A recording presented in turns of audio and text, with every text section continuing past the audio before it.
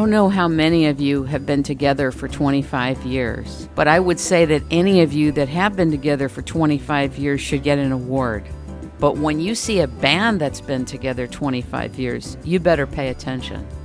Ladies and gentlemen, welcome the lead singer of a Grammy-nominated group called Swing Out Sister, who sold millions of records worldwide, who is here in an intimate setting in London to talk about Swing Out Sisters' music, their life, their work, and the creative process, and to bring us into what is considered an obscure domain. Corinne Drewery, their lead singer, one of the founding members of the band, is a classy, kind, accessible, creative artist who has no problem sharing the truth of her life and work. Ladies and gentlemen, welcome Corinne Drewery to It's Rainmaking Time. Ladies and gentlemen, welcome to It's Rainmaking Time. I'm here in London with Corinne Drewery. That's correct.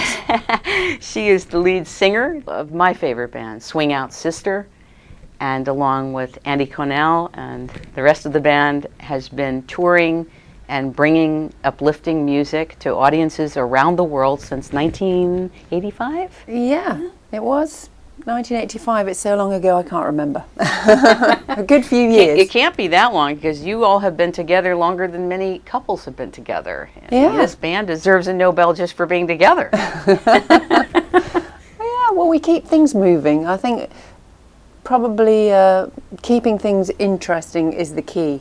And there always has to be an element of surprise for us as the band and also to anyone who's listening. Things that when we're rehearsing to do a tour or when we're writing a song, if we can surprise each other, then we know it's going to be a surprise to whoever's listening. I love your music. The uplifting, big, open, spacious joyousness of the heart that your music imbues. You've been touring for 25 years, and when I watch your audiences, people are so happy and full of love. I have never in an audience seen the happiness and the joyousness and people holding each other in an audience ever, and I've seen everybody. Oh, well, that's lovely to know. I mean, I think there's a strange thing happens when you perform to an audience. I tend to find that we get lost in the moment. I mean, people come to a concert because they want to listen. You're on the stage because you want to play. And then it's like you're sending this stuff out, sound, and it generates this other energy. It's quite an amazing thing. I mean, I forget myself. I don't think about standing on a stage and singing anymore. I'm just feeling stuff coming back from the audience. It's the greatest feeling to see that people are enjoying what you're doing and you're enjoying what you're doing. It creates another third thing, which you can't really explain it, but all you can do is feel it, I suppose. Life is different when you're not touring, isn't it? Yeah, it's a time of recharging, and sometimes it can feel a bit flat if you're not careful because you're on tour with a band of great people. There's lots of ideas flying around. You've got a performance every night, a lot of travelling. You have to build up a lot of energy to do a tour, but you use a lot of energy doing it as well. So when you come back, some kind of recuperation is required and a bit of recharging. And then if you're getting ideas together for something new, it is very quiet and quite solitary. It needs to be. So it's the complete opposite to performances and being on tour and surrounded by people and energy and things. You then come back into a quiet time and are delving into the depths of your mind for whatever you're going to be doing the next time. And I think that's where you can get a bit lost sometimes. I think, why am I doing this? Where am I going? What was that all about? Will I ever be able to do it again? I'm sure every artist, musician, writer, creative person, well, anyone, you go through those feelings. You've just done something that's been really fulfilling, and then you go away and you're going to start from scratch again to think of the next thing.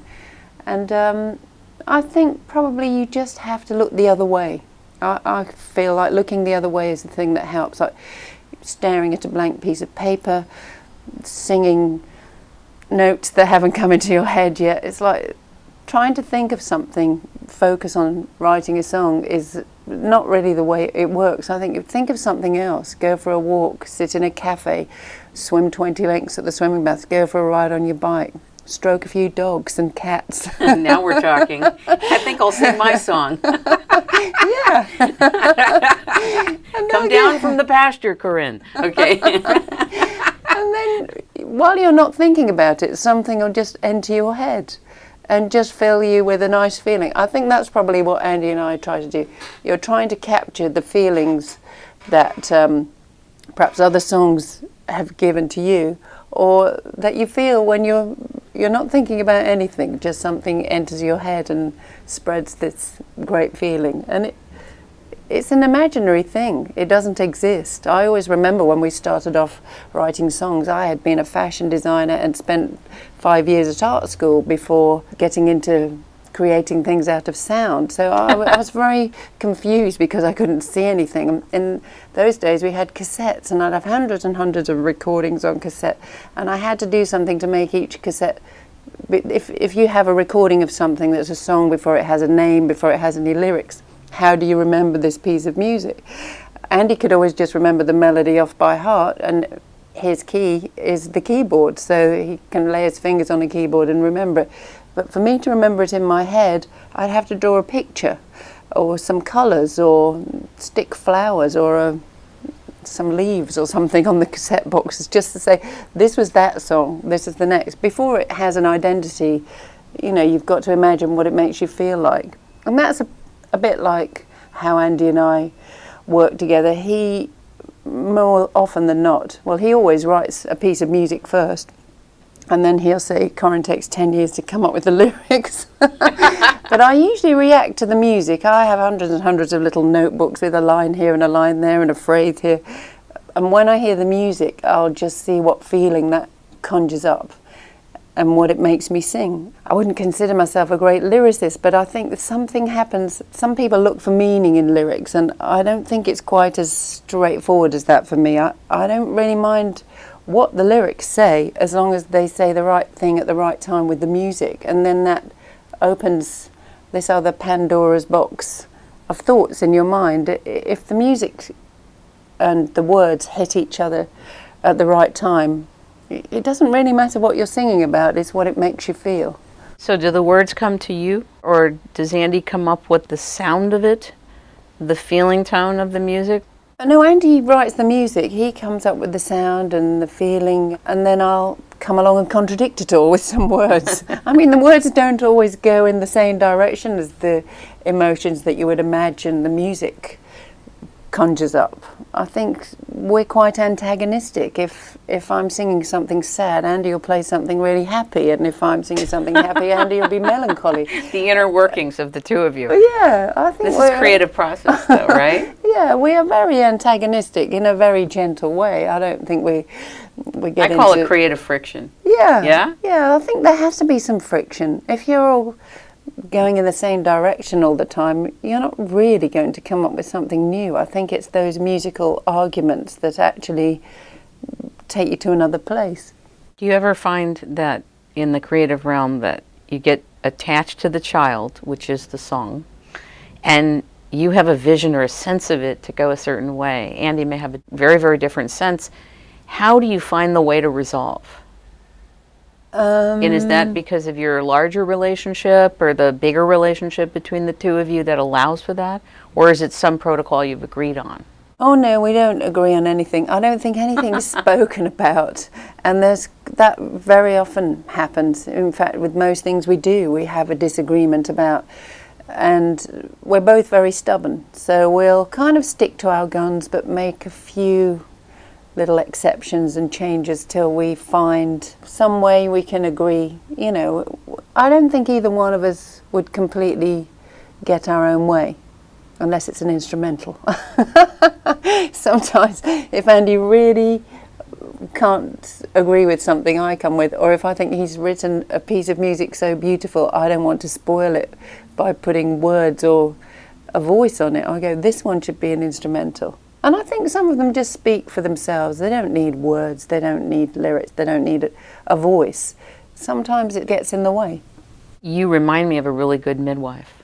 The way you talk about music, like you're part of bringing it to life. You're not just transmitting it, but you also have the role in bringing it, inviting it in, and then helping it move through that time space to get to us.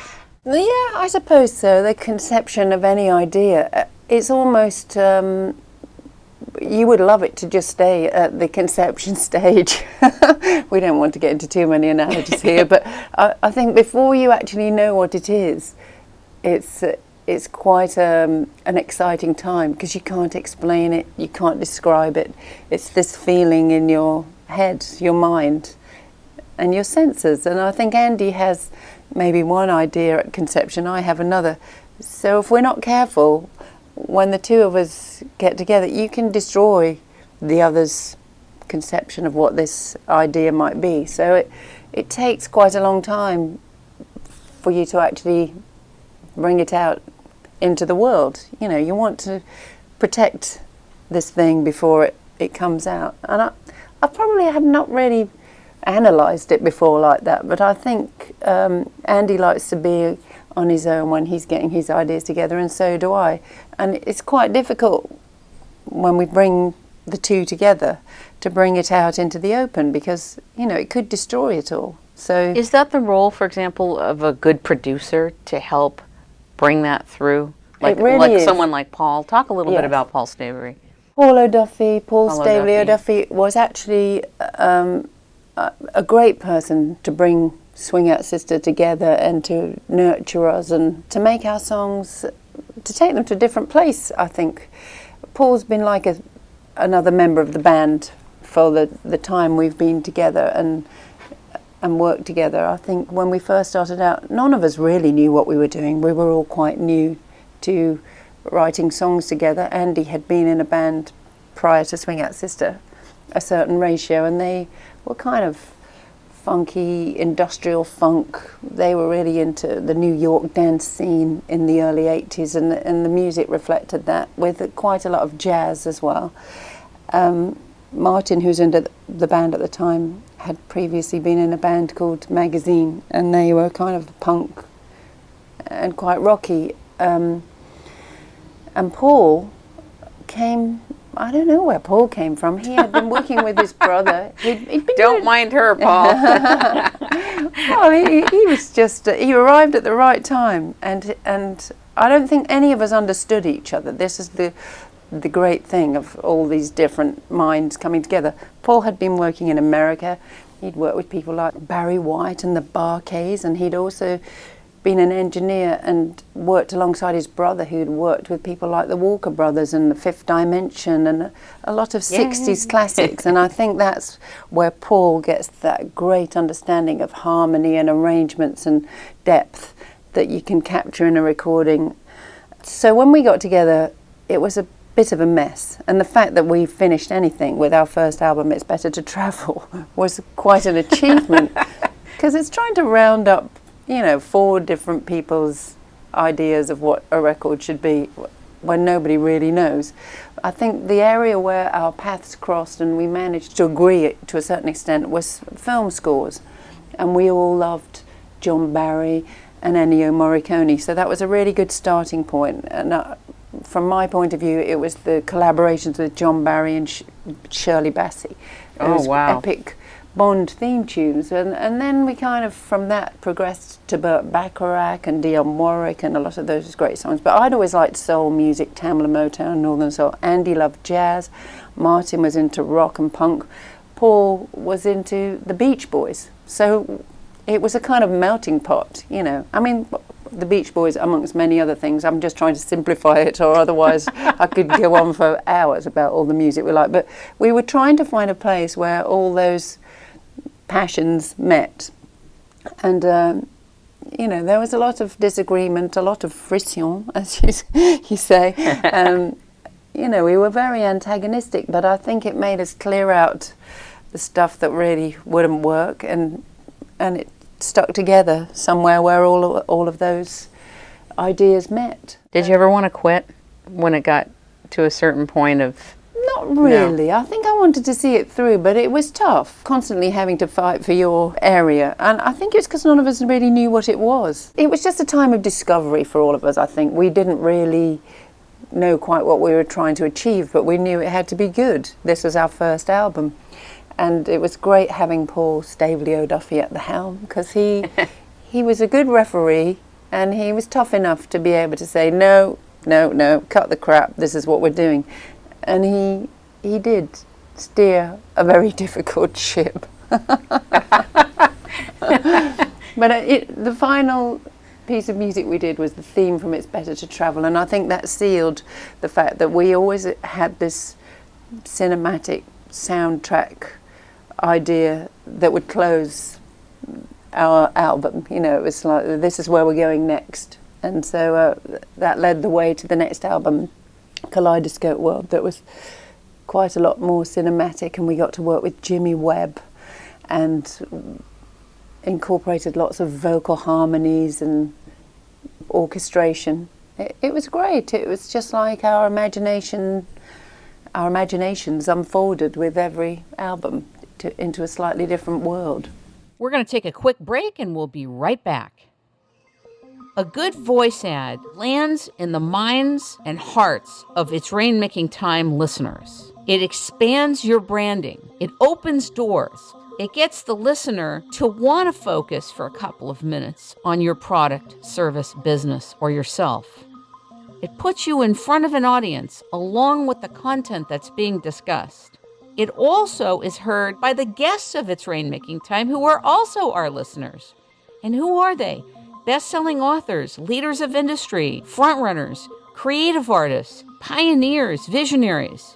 When you place a voice ad with us, we deliver a very engaging, dynamic, truthful, and authentic voice ad between 2 to 3 minutes to audiences of It's Rainmaking Time.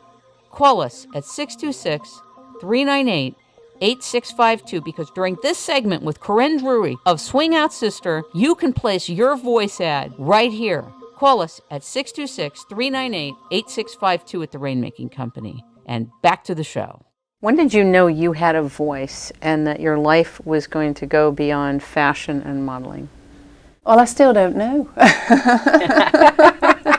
I guess you're still on that discovery tour.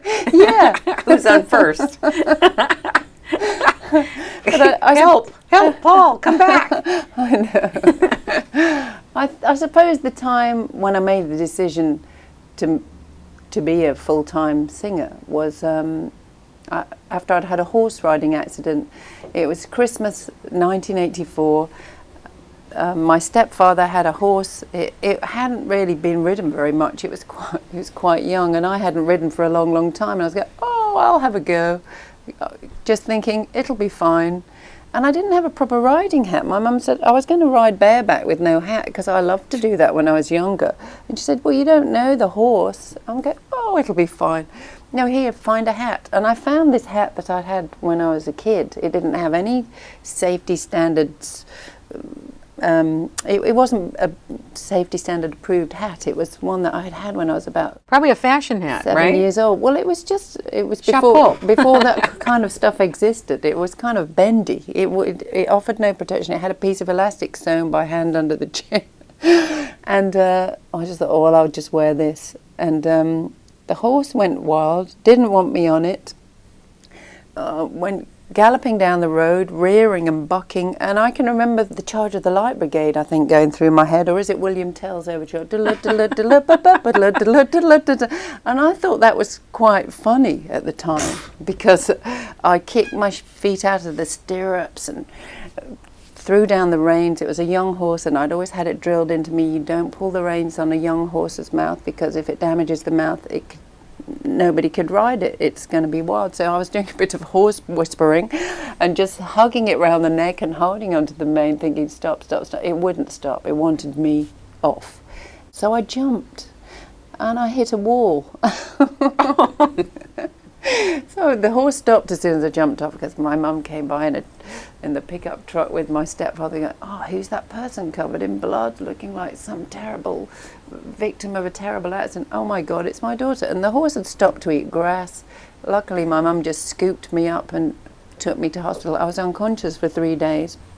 Her story is, I sat bolt upright as soon as I came round and said, I'm going to be a pop star. I'll go, no, I didn't say that. That wouldn't be my words. I wouldn't have said that for a start.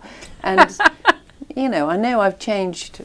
I did realise that I didn't want to go back to doing fashion design, and I had 3 months to lie and recuperate while I got my senses back. If I ever really got them back, I don't think I did. But I wrote down thoughts and feelings. That's all I could do. I couldn't really move. I was too dizzy to walk. I couldn't speak properly. I had to kind of get all my faculties back, and I was lucky to do that, because you hear some horror stories that people have had head injuries, the terrible things that could happen. I was lucky. I think the only side effect I have had from that head injury is if I take down an 8-digit telephone number, I get the second to last 2 numbers the other way around. That's the only thing I've noticed. Wow. And so that's quite lucky to get away with just that. But I think it also made me stop and think, I'm not really doing what I want to do in life. What am I going to do? When you've just about lost it and you've come back again, I think it does give you a feeling, well, if I am here, I don't know how long I'm going to be here, I better do what I want to do instead of piddling around thinking about it. Just follow your feelings. And I think that actually stopped me in my tracks and made me think, I want to be a singer. That's what I'm going to do. Prior to that, though, had you done any singing? Yes, I had done some demos actually with Andy and Martin, and I'd auditioned with a few bands, but I still had my regular job designing clothes. I was working for a big firm that supplied lots of high street stores. It was the more commercial end of fashion. I'd had my own business for a while. I wasn't really a very good business person, lost quite a lot of money, and so was in the process of paying back various loans. And so I thought, well, while I'm doing this, I'll have some fun and join a band and perhaps sing, for a hobby. But I think the thing that a lot of people are fooled into thinking is a hobby is just something you do in your spare time, and your job is what you do in the daytime. But actually, I turned it around, and so my hobby became my job. And I wasn't really doing it in order to earn a living or for it to be a job. I was just doing something I loved, and then I thought, well, actually somebody's offering to give us a record contract and we can do this, and then I don't have to do the job that I'm not enjoying anymore. This has become my job, and it's quite a difficult transition to make, to think if you really love doing something that much and then you can actually spend your life doing it and earn a living from it, it's great. As long as you don't go into it thinking this is what I'm going to do and I'm going to make $1 million, because then it won't happen. I think it's that whole looking the other way thing. Just look over there. Oh, wow, it's happened. I think, that you've got to do something because you love doing it, and then the rest will take care of itself. But then maybe that's a bit of an idealistic way of thinking. But I'm not very good at business. I'm not very good at dealing with money. I'm just careful if I get some, but I kind of would like to think I could do without if I really had to. It seems to me that one of the interesting things about you and Andy is that you don't really lose your poise. You have this centeredness about you in a field that it's very easy to lose your centeredness. When you become popular and you become wanted and you become known, it's very easy to lose your way, and yet you haven't. How come you think you haven't? Well, I'm glad you think we haven't. But I think really it's probably down to stubbornness. We're both from the north of England.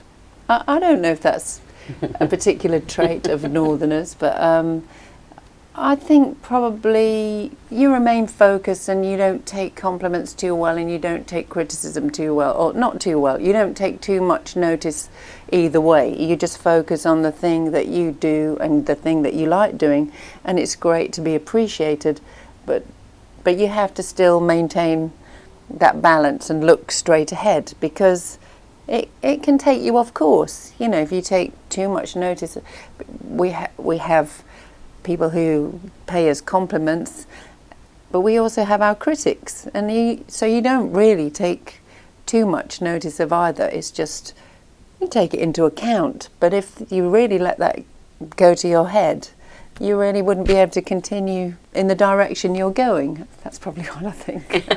If someone sat you down and said, look, you're not going to tour anymore, you're done, You can't tour anymore. Would you be sad? Well, I think, why not?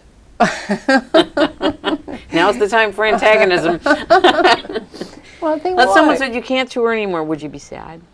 No, I'd probably say, well, who are you to tell me I can't tour There you anymore? go. There you go. And, I mean, if you meant that there were a reason, if I lost my voice, or, you know, if there was something that was physically making it impossible for me to do it, I would be sad, but I'd find something else to do. You know, I'd find a way around it, but it's, that happens when it's the right time. You know, I don't think we've ever planned, oh, this is the year we're going to do a tour, this is the year we're not.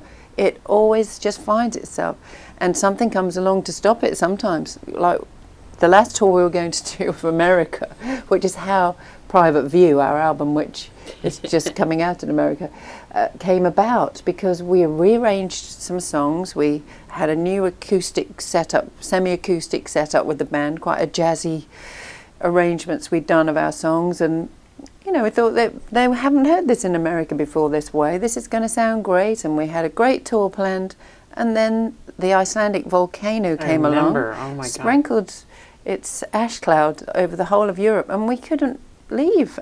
Nothing like this has ever happened before. And this is where Facebook comes in. I hadn't taken much notice of Facebook up until then. And there were lots of people going, oh, we can't wait to see your gig in Atlanta, in Boston, in these various places. And I just thought, it's not going to happen.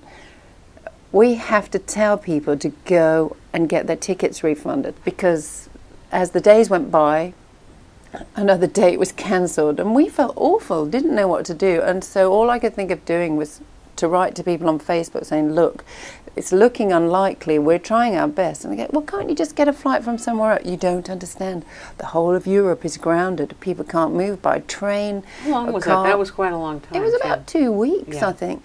But even trying to get, people were stranded all over Europe. Even the rails, you know, the train tickets were all sold out. People were getting taxis from Norway to London. You know, it's like it was kind of ridiculous. And people were getting stranded in all kinds of places, couldn't afford to stay, so having to get in touch with people to stay with. And so I wrote to people on Facebook and said, let's think of our top 10 songs. What would you think of if you were stuck in an ash cloud? Like something in the air, and the air that I breathe.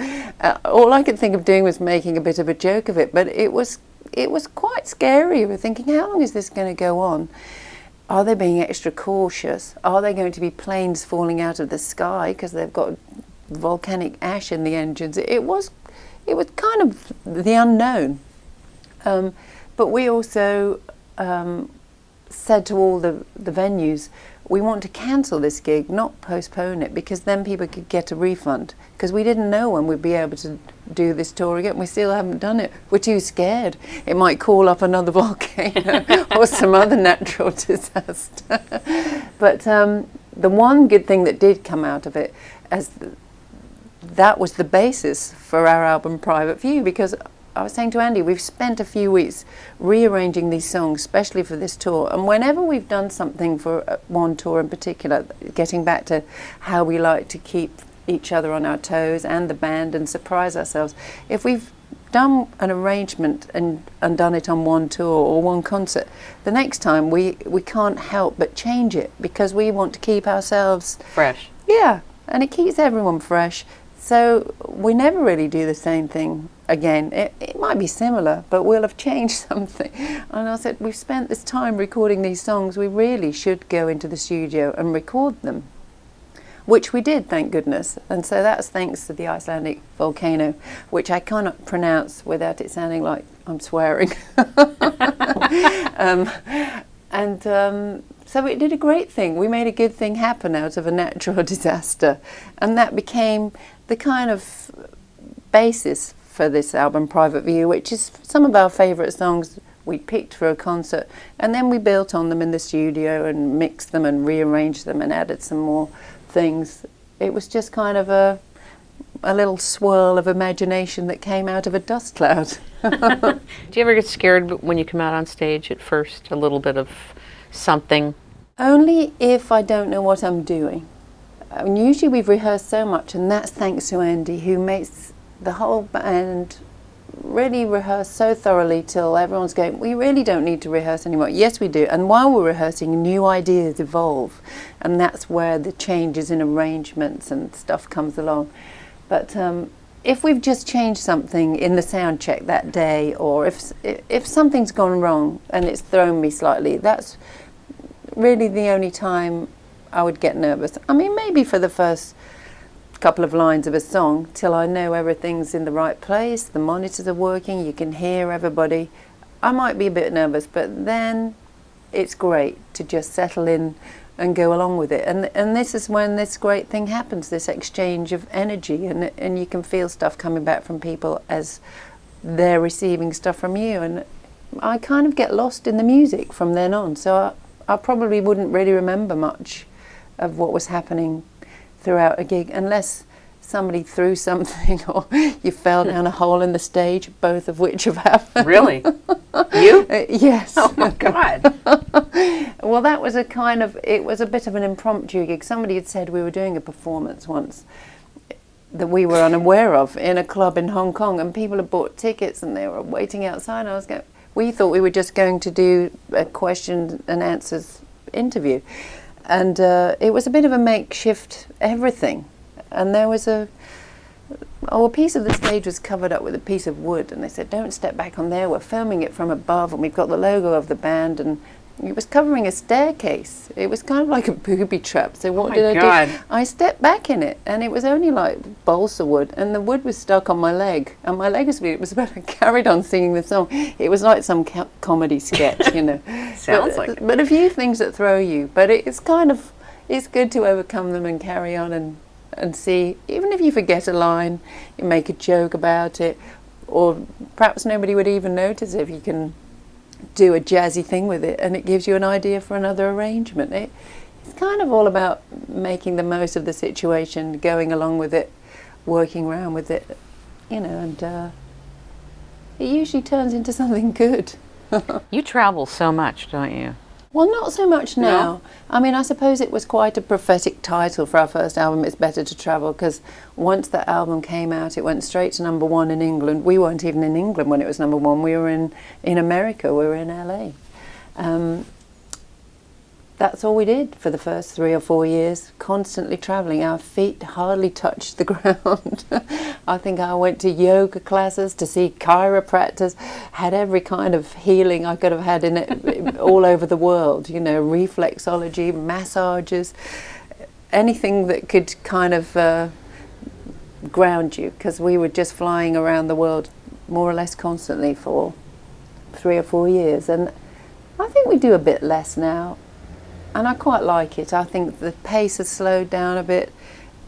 Things have changed, you know, that you can't really buy CDs anymore. You can't buy vinyl. Well, you can in specialist stores. That's coming back as a kind of revival, isn't it? But it's kind of strange. But you do really have to adapt to survive. The whole online streaming, downloading thing, I didn't really like at first. I didn't really like Facebook, but like I said before, the volcano in Iceland was the thing that made me get on Facebook and actually talk to people, because I thought we've got a lot of disappointed people here if we don't communicate. And it is really nice that you can direct your thoughts and people can direct their thoughts to you, and it's immediate. You know, I mean, you can't reply to everybody. You can't always be there, but every now and then, you know, there is this Vortex of people. Yeah. We're going to take a quick break and we'll be right back. No matter what the state of the economy is, there will always be time-honored traditions and special events. The Sterling Hut has been in business since 2008, offering a wide range of fantastic sterling silver products, including finely crafted mint julep cups, personalized baby shower gifts, photo albums, exquisite jewelry boxes and awards, and so much more. The Sterling Hut is an authorized Silver Star international reseller of fine silver products and anniversary gifts. The business is owned by Jewel and Bob Howard. If you would be interested in buying someone a gift of pure sterling silver or sterling plated silver, you can call 1-888-819-1009. Get a 15% discount by going to the Sterling Hut. The Sterling, Sterling Hut, HUT.com, and saying it's Rainmaking time. They will honor a 15% discount for you. Beautiful sterling silver gifts for all of life's occasions. Manufactured in Italy and handcrafted by skilled artisans. They can also be engraved in sterling picture frames, oval and rectangular silver trays, champagne ice buckets, silver goblets, coffee and tea service, coffee pots, silver mugs, candelabras, and silver jewelry unrivaled in design and style. Go to the Sterling Hut at sterlinghut.com. And back to the show. Bobby Lamb from Chicago, a keyboard player and singer in Chicago, was interviewed recently. And he used to be a client of mine years ago. Oh. And in the early days when I did massage, when I left my tennis profession, I was teaching tennis and doing massage. And so musicians and producers were my clients. And this wonderful interview he did in the last 6 months, the person was talking to him about how the online world has affected business for artistic people and musicians, and how tough the business is now, where people are buying one song at a time. They're not necessarily buying CDs like they used to now with the whole online thing. And he said there's no way we could have done what we did then. Today, we would have never made it the same. Yeah. Do you think that? Like there's some kind of something about that? Probably, but I think it's kind of, you win some, you lose some. You lose some, you win some. I don't know, that patterns of everything are constantly changing, and I suppose 20, 30 years ago, there was a lot of money being thrown around in the music industry. When we first started, I can remember thinking, this is just ridiculous. It's not going to last. There's so much money being ploughed into it. And if you think prior to that, pre-Beatles maybe, you made quite a reasonable living from being a performer, a singer, an entertainer, but it wasn't ridiculous. So it takes different professions take it in turns to kind of blow out of all proportion, whether it's footballers, bankers, technology,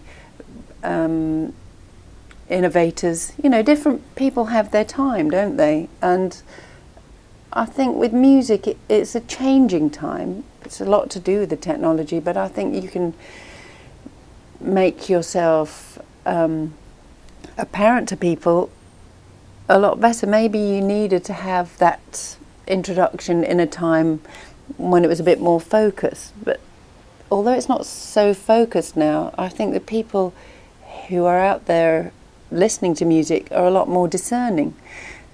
They can pick and choose the things they really want to. But it is confusing. I think if I was 14, 15 years old, where would I start? We used to have a top 30 chart every Sunday night played on the radio, so you knew which new songs were being released. And then there was Top of the Pops, a TV program. We only had 3 channels in those days, so everything was a lot more focused. But was it controlled by fewer people? I don't know. So now everything's very fragmented. There's a lot more choice. So if you're really going to delve into it, you can find much more interesting things. But do people have the time or the resources to look so thoroughly? I don't know. Who's making the choices now? Because you've got Google search engines, that's only going to come up with the people who've already had some hits, or who've maybe buying advertising. Yeah, I don't know. Things work in different ways. So I think that perhaps this whole digital revolution is making live performances come to the fore again, because people can be accessible but so distant.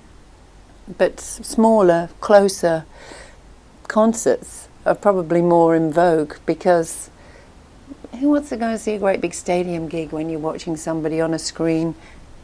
You do that for a certain time in your life, but I think there's a point when you actually want to know something's real and close up, and you're actually going to feel it and be touched by it. So I think swings and roundabouts, things change, come in and out of vogue, and along with the benefits, there are pros, there are cons. Publishing has also become not just music publishing, but as you know, content publishing has taken a very similar turn.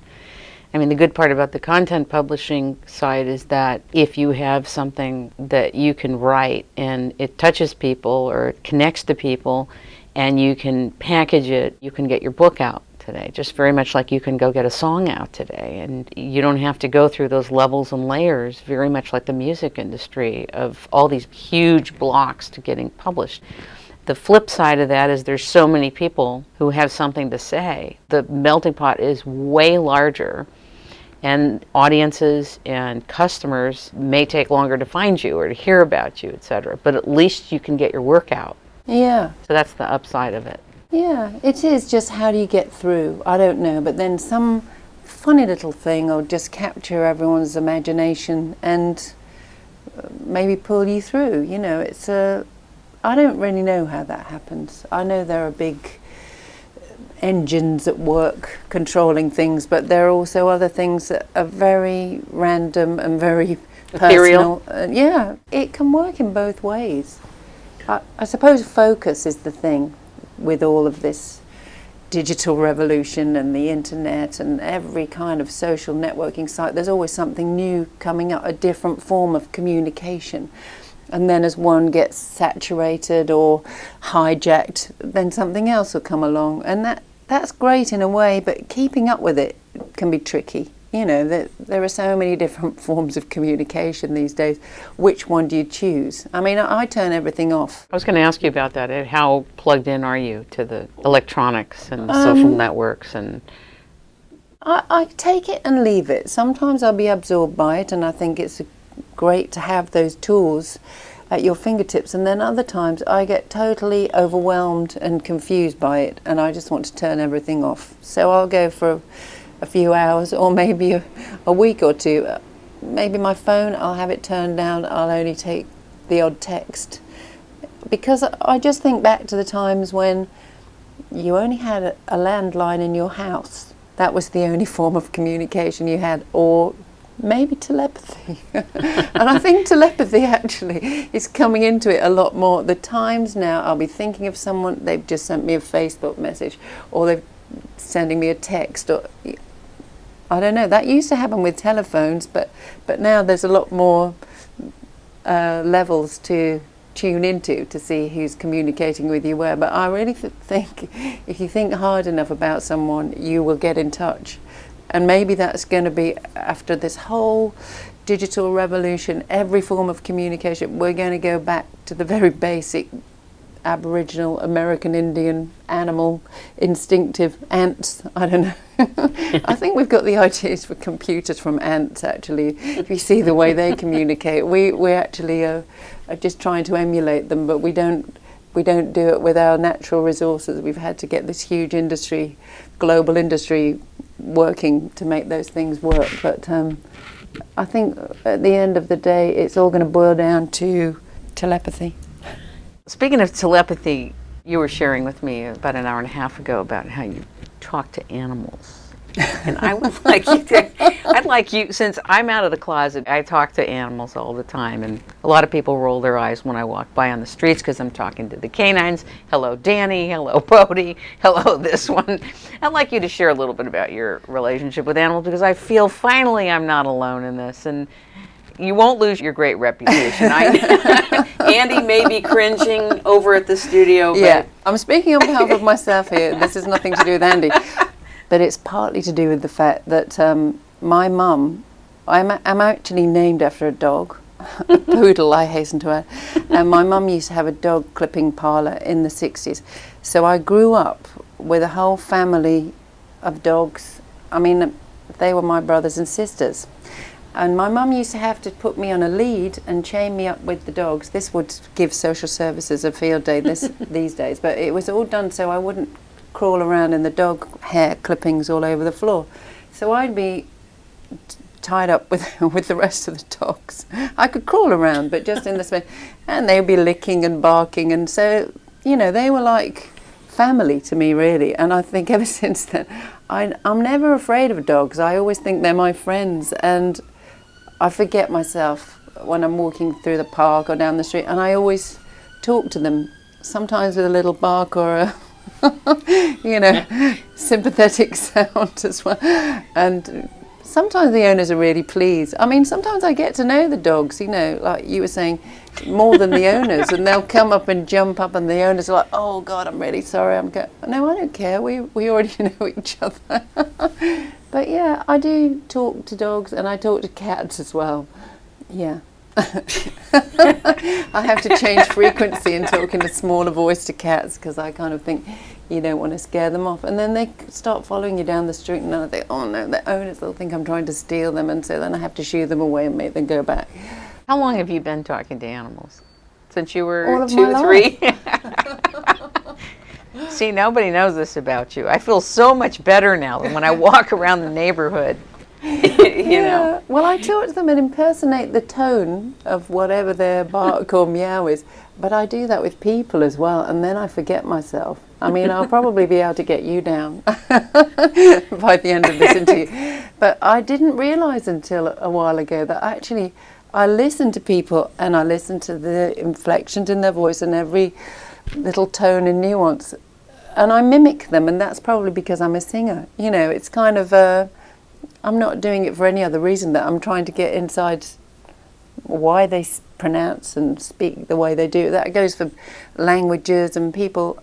I'm okay at languages, but I'm probably better at just listening to the tone and where people's voice comes from. Across the world, some people talk through their nose, the front of the mouth, the back of their throat. Different nations have a different sounds. Yeah. And I'm quite interested in stuff like that. And so it probably all just comes down to communication. Do you speak other languages? I speak a bit of French, a bit of Italian. I had some Japanese lessons, but I wouldn't say I could speak Japanese. You spend a lot of time in Japan, don't you? Yeah, and I'm ashamed that how little Japanese I can speak when you realise how long we've actually spent there. But it's quite a mathematical language, and I'm not very good at mathematics. Say mushy mushy. Yeah. You know that one? Yeah, mushy mushy I can just about say, but I don't know. Testing you. I like to hear other people speaking their languages and sometimes imagine what they're saying. Talk a little bit about your relationship with Andy, whatever it is that you would be comfortable to talk about. It seems to me that you and Andy have something that the Indian people would call dharma. You have dharma together. You have relationship and calling that you share together, which many people who are together usually have the relationship part, but they don't have dharma. They don't have calling together that they share. Alan and Marilyn Bergman and other couples and people that share life together have that. It's a very unusual, rarefied terrain that you're living in, however it is that your life is worked out on the day-to-day. And I wondered if you would share a little bit about what you'd like to share about that, because that's very unusual. Yeah, well, I think with Andy and myself, we spend a lot of time together, but we respect each other's space. And I think you can't know everything about somebody, and you shouldn't want to know everything about somebody, and no other person is your possession. And I think perhaps sometimes, we started off working together, and then we became partners in life, and so something can change then if you're not careful. We never got married. We're free to walk if we want to walk, and I think we allow each other our space, creative space, and freedom, really. We're not possessive about each other, and I think it's quite important to be able to trust someone and to not be looking for reasons to not trust someone unless it's something obviously affecting your life. We spend a lot of time together, and we spend time away from each other when we need to, and I think that works, really. I think it's back down to that element of surprise. You've got to have a few surprises for each other, and we're quite different people in a lot of ways. So I think we don't try to emulate each other or to be alike. We have our own respective places, and we have an area where we cross over and come together. Do you ever travel away from each other where, let's say you go visit somebody for a few days somewhere, or you leave for 2 weeks or whatever, and find out in the middle of it that you really miss him, or he really misses you? Or is your time when you're together, you're so together that your separateness is really totally whole and okay? Yeah, I think it's okay. I mean, I suppose in this day and age of communications, we're never really that far away from each other. But sometimes, yeah, we spend time apart, and then it just makes you appreciate each other more, I think. Gives you a bit of peace and quiet as well, but I don't know. It's good to My mother used to say that. Oh, buddy. It's good to think about the space you inhabit and what you do within that space.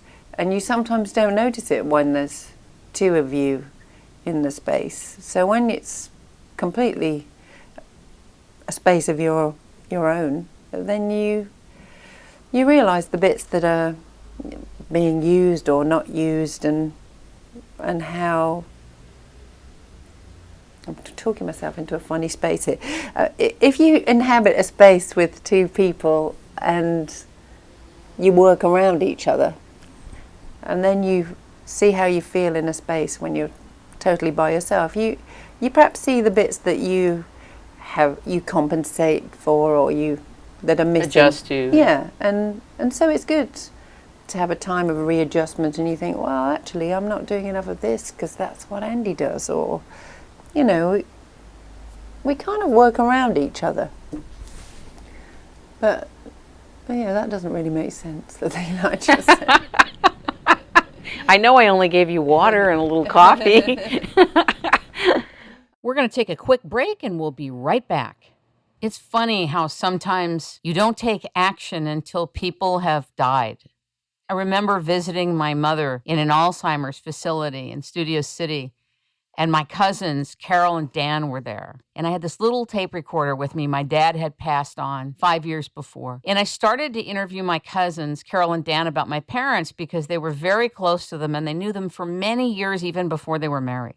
I want you to know that I got the funniest, most adorable stories about my mom and dad that I would have never heard otherwise. I kid you not. I found out that my dad, Buddy Greenhouse, used to invite people to massive parties, bring everybody together, and then they'd all get to the party and they go, "Where's Buddy?" And he was not there. In other words, he would just put the whole thing together, get everybody to come, and sometimes he would not show up. Now, you may not think that's funny, you may think that's rude and all that, but I thought that was hysterical when I first heard about it. It's just not something that I would think that my dad was capable of, but apparently he was. Many of you listening to the show are going to wait until your parents and your sisters and brothers and cousins pass on before you ever capture the wonderful stories and legacy of your family. I'm making a very special service available to those of you that would like me to interview your family and capture the wonderful stories that are the gift of your family legacy. It's a really special service. It's very confidential and private and can be done in either audio or video. Don't miss the occasion to capture the living legacy of your family and the great treasures that are sitting there. I'm a miner. I know how to get to those treasures. Call me at It's Rainmaking Time at 626-398-8652. Thank you, and back to the show. Who in the music field would you love to meet? Is there some people that you would love to meet, or people you've already met that you were really inspired by, or people now that you would really like to meet that you get excited about and you would really like to meet them? I think it's always difficult meeting people that you're kind of inspired by or impressed by, because you don't want to destroy that illusion. Because sometimes people can create great things, but it's not somebody you particularly want to meet or befriend. But one person we did meet, and that was not disappointing, and he was fantastic, was Burt Bacharach. And he is an area where Andy and I come together because he writes great music and he's worked with some great people, one of whom is my favourite singer, Well, one of my favourite singers is Dionne Warwick. Yeah. I mean, he's worked with some other great people as well. But to meet him, we performed actually at the Albert Hall. We supported him at the Albert Hall, and so we got to hear his sound check and everything. It was great. It was just amazing. And I just think, I don't probably go looking for people to meet, but sometimes on our travels there's somebody, it's like, wow, this person is someone who's really inspired and influenced me, and now we've met them and it's just been a casual meeting, and it's great. Almost as if it's been prearranged upstairs, right? Yeah. Plopped in your... And it was wonderful. Well, that came about, it was a complete accident. Our agent said, well, this gig's come up at the Albert Hall, and they're looking for someone to support Burt Bacharach. Do you fancy doing it? I didn't really think you'd be interested. And we were like, you what? We were in Japan at the time, and we came straight back from Japan to the Albert Hall with Burt Bacharach. What a wonderful, wonderful surprise that was. And last year we played at the Java Jazz Festival in Jakarta and supported Stevie Wonder. We were on stage in between Bobby McFerrin and Stevie Wonder. It's like, how great was that? And so many inspirational people were there, people who've inspired us. Herbie Hancock being one of them, and we quite often bump into him. He's such a great guy, and he was one of Andy's favourite keyboard players, and I didn't really know that much about him until Andy introduced me to him, and it's like, we keep bumping into him, and it's like people who have given you inspiration and something. It's so nice to casually meet them backstage at a gig or a TV show or a festival, and you're able to say thank you, you know. And to see Stevie Wonder doing his sound check, I mean, one of the first albums I ever bought was Stevie Wonder's Songs in the Key of Life. And it's like, he's still here and he's still inspiring me and he's still doing something great. And we're playing on the same stage as him at a jazz festival. How great is that? It's just, I don't think I go looking for people, but they just appear. Yeah. Dionne Warwick was also doing a jazz festival we did in Thailand. And we went to see her gig, and somebody said, oh, we know she's your favourite singer, why don't you come backstage and meet her? And I didn't want to. I just thought, oh, she'll be tired and she's probably got too much to do. And I heard that they were leaving the next morning, so I thought, I'll go and say bye and that I enjoyed her gig. And she said, why didn't you come to the gig last night? And I said, I was at the gig, but I thought you were going to come back and say hi. And I go, I didn't really want to bother you. So she kind of was expecting, you know, I didn't want to seem like, oh, I'm a mad fan, I'm going to come and want your autograph. But I kind of thought, oh, she's just on a gig and there'll be people to see and things to do. I didn't want to trouble her. But she was so lovely. It was great to see her just in a very casual situation. She was just leaving for the airport. What a lovely lady. And I bumped into her a couple of times. I bumped into her at an airport once before. And I said, Andy, that's Dionne Warwick. He said, oh, you're not really going to go and say anything. I was going, I just have to go and tell her how much I like her. But, you know, she was just getting her passport checked at the airport. And I just think it's nice when things are just very spontaneous and you'll bump into somebody who's inspired you. I always like to say thank you. Say your name fully again. Corinne. Corinne Drewery. Corinne Drewery. Yes. You mean like Corinne Drewery? Yes. You've inspired me for years and years, your music and who you are and what you put out in the world. And it's such a great pleasure to be with you today. Talk a little bit about Vision On. I see that you post some work about Vision On and these gatherings. Talk about that. Well, Vision On just came about. A friend and I were doing a club playing some music. We happened to call it Vision On, which was a kids' TV program in the 60s, which people of our age and a bit younger would probably remember. You could send in your pictures and they'd have a gallery at the end. And there were all kinds of interesting little creative sketches with mime and plasticine animation and all kinds of stuff. It was all about art and music and movement. And so I said, if we're calling it Vision On, we should just leave some papers, some pencils and plasticine so people can create stuff if they want to. Not really expecting that people would really take that on. But suddenly people turned up, they're listening to some music, have a drink, it's a night out with their friends, and they were drawing pictures, making plasticine models, and that's developed. And now I think people come expecting to make something. It's got a bit more three-dimensional now, and there's myself, Johnny Trunk, who he makes, he's a DJ and he has a record label, and another friend, Claire Douglas, is an artist, and she usually gets the creative flow going and introduces some element, whether it's headgear or masks or something, with some wall hanging, and everybody starts making stuff, and it's great. I mean, everyone goes home with a smile on their face and wearing some strange thing they've made out of paper or cardboard, or it's just a meeting of creative minds, really. I think people just, it's nothing is decided, it's just open. There isn't really a plan, there's just some music and some art materials. Did you start this one here in London? Yeah, with my friend Johnny, who's the DJ, and Claire, who's an artist. So it just kind of evolved, you know. We did do a club with just music, and that really wasn't that successful, but since people have come along and been able to make things, I think they really like that combination of music and just letting your imagination run wild.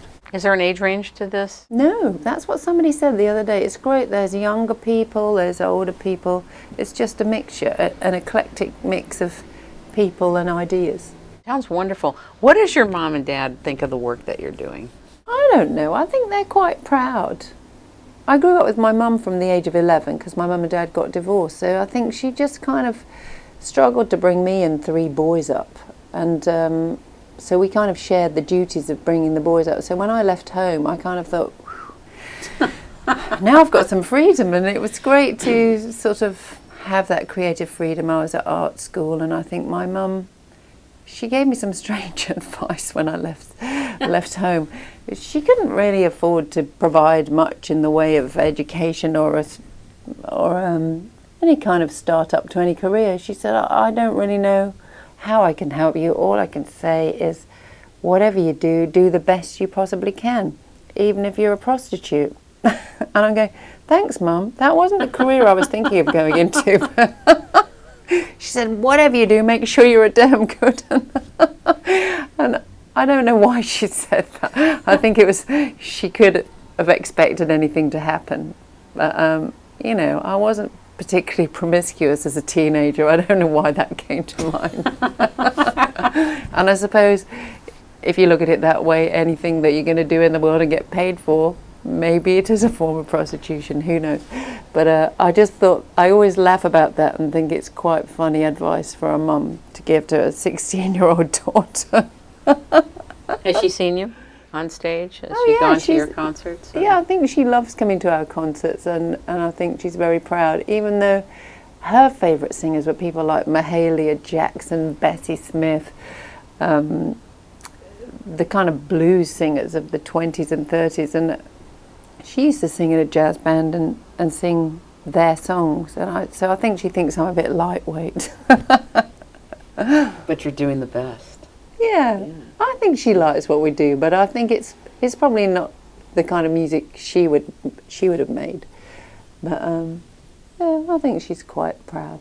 Do you get a chance to see your dad much? Yeah, I see him too, and he's been to see us play. Actually, my dad played bass, and probably, you know, they were both musical. My dad used to play in a band, and my mum sang in a jazz band, so I've probably got something from both of them. All in the family. Yeah. What's next for you and Andy? Good question. We've got a project in the pipeline, some new songs. We've done some recordings with a big band. We've done a couple of performances with a big band, so we'd like to take that somewhere else with our next songs, but not in any way in a sort of swing, big band, traditional style. I think we'd just like to take that sound and take it somewhere else. But we don't know where yet. When you pass away and you come back for your next time around and you get your ticket to Earth and you get a chance to choose again, what would you choose? I don't think I would change anything. I think everything I've done has been a bit of an accident. My life has been a succession of happy accidents. Synchronicity? Yeah. Or serendipity. Serendipity? Yeah. But I don't think I would necessarily change anything. I've probably had some good times and some sad times, but I think with all of the things, if you take them and weigh them up, it just depends on how you react to anything. I think I probably have done what I was supposed to do, and so I don't know if it's possible to choose. You just see where life Would you come back and sing all over again? Yeah, probably. Would you tour more? Maybe. Let's say you had a little Jetson ship and you didn't have to get on a plane, trains and all, you could just zip on over. Yeah. You'd probably tour a little more, right? Probably, yeah. I mean, I think it would be good to do it a bit more, but if you do it too much, then you're not putting anything new into it. I think that's the thing. If we go away and come back again, we add new elements and keep it fresh. So, but yeah, we probably could do it a little bit more than we have done. Do you have favorite songs of your own that you and Andy have composed? Well, they change. I think. And do you still love doing the ones that everybody knows you for and remembers you for? I do, because I think they're the songs that have opened the door. They're the key to all the other songs. And like I was saying before, we are constantly changing the way we perform the songs that we have. So they're evolving. They're different every time. So I think if we did try and replicate them exactly the way they were when we first did them, we would be a bit fed up with doing the same old songs. But they've evolved along with us, I think. The other members of your band are also really interesting people, wonderful people. I've never seen so much smiling in my life in your sessions, in your production sessions. You also look like you have a really great time. Yeah, I think we're surrounded by a group of people that we really get on with, and you know, when we're in that room together, in the rehearsal room, on stage, in the studio, I think we're all up for experimenting and for just exchanging ideas and energies, and it makes you feel good. You know, it's a great thing to go and have a musical workout. It's very blessed. You live a very blessed life. You know that? I think we're lucky to lead the life that we do, and we really appreciate it. We don't take it for granted. I mean, but we're lucky to work with some great people, and it makes touring a pleasure.